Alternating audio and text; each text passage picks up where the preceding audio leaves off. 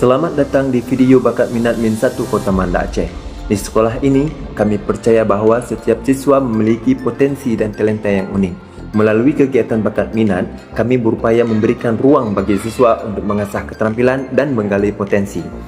Kegiatan bakat minat di Min 1 Kota Banda Aceh mencakup berbagai bidang, mulai dari olahraga, seni tari, seni rupa, IT, dan masih banyak lainnya.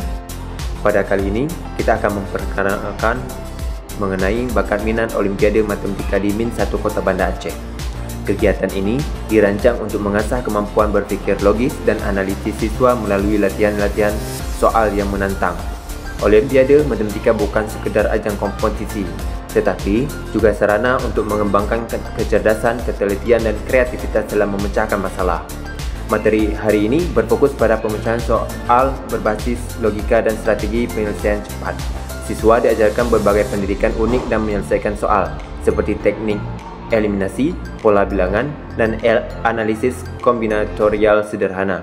Pembina memberikan panduan langkah demi langkah untuk membantu siswa memahami konsep di balik setiap soal, sehingga mereka dapat menemukan solusi dengan lebih mudah. Setelah penjelasan materi, siswa diberikan kesempatan untuk mempraktikkan sendiri penyelesaian soal.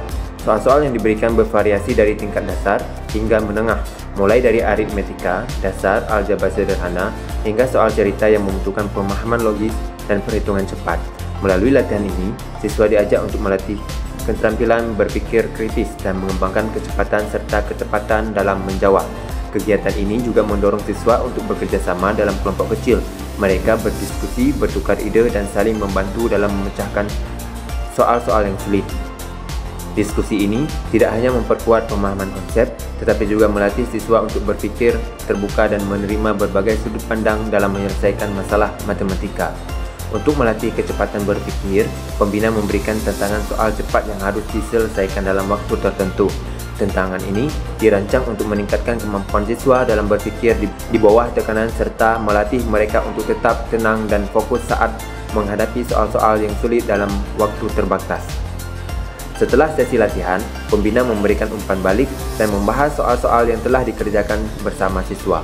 Dengan penjelasan yang terperinci, siswa diajak untuk memahami kesalahan mereka dan menemukan cara yang lebih efektif dan dalam menyelesaikan soal.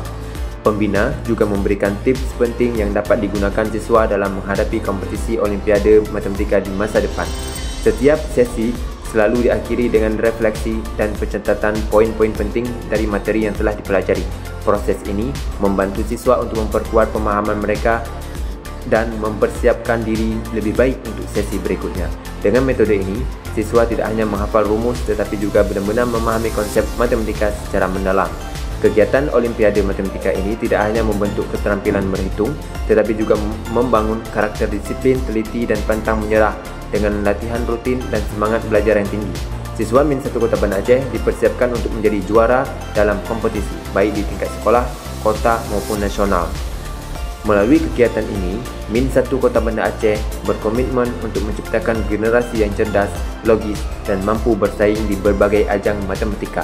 Dengan bimbingan yang konsisten dan dukungan penuh, siswa-siswi ini siap menghadapi tantangan masa depan dengan keyakinan dan keterampilan yang mereka miliki. Hanya ini yang bisa saya perkenalkan.